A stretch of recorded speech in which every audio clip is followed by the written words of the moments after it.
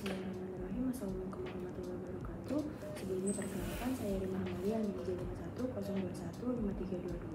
Di sini saya akan mempresentasikan tentang VBAC. VBAC atau Vaginal Birth After Cesarean merupakan sebuah metode melahirkan pervaginam yang dilakukan setelah seorang perempuan pernah melakukan operasi sesar sebelumnya.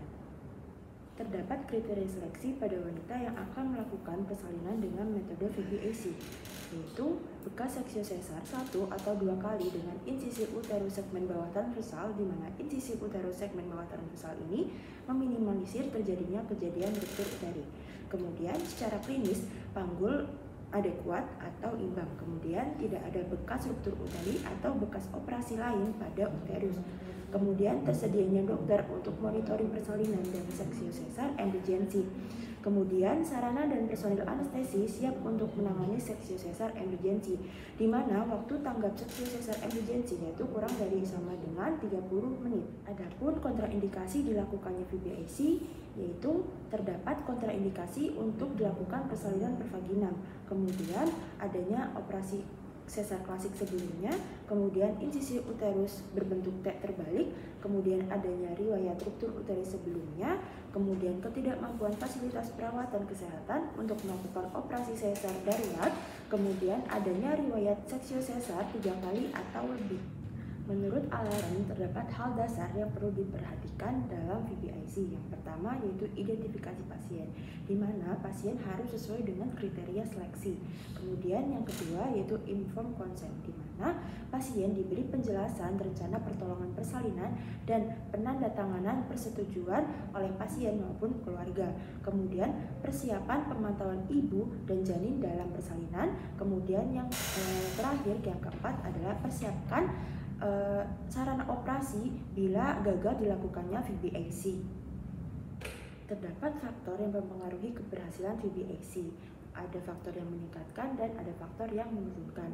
Untuk faktor yang meningkatkan keberhasilan dari VBAC yaitu VBAC sebelumnya itu sukses, kemudian adanya riwayat persalinan pervaginam sebelumnya, kemudian keadaan serviks yang baik, kemudian indikasi operasi sesar tidak berulang sebelumnya, misalnya presentasi bokong, kemudian persalinan spontan dan usia ibu kurang dari 40 tahun. Sedangkan faktor yang menurunkan keberhasilan dari VBAC yaitu operasi sesar dengan indikasi distosia, terutama kegagalan penurunan pada kala 2. Kemudian selanjutnya yaitu induksi persalinan yang dibutuhkan untuk pematangan serviks, kemudian membutuhkan augmentasi persalinan, kemudian usia kehamilan lebih dari 40 minggu, dan yang terakhir berat lahirnya itu lebih dari 4.000 gram. Untuk menilai keberhasilan dari VBAC dapat menggunakan sistem scoring frame. Untuk karakteristiknya yang pertama ada usia kurang dari 40 tahun, skornya itu 2.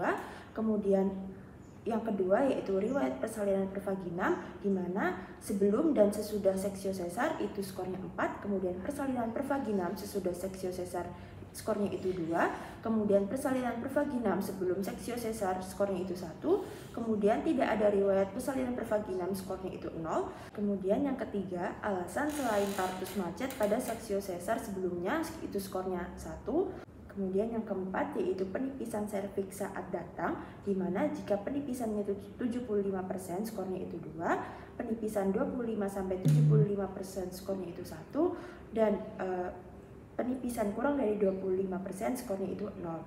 Kemudian yang kelima, dilatasi serviks 4 cm skornya itu 1.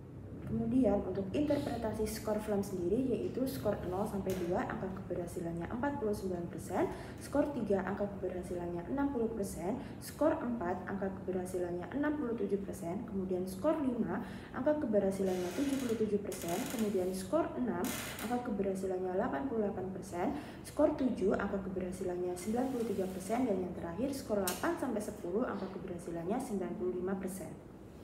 Jadi untuk alur dari penata laksanaan VBAC sendiri yaitu harus diketahui pasien itu ada riwayat 1 kali seksio sesar transversal pada segmen bawah tanpa adanya komplikasi atau tidak.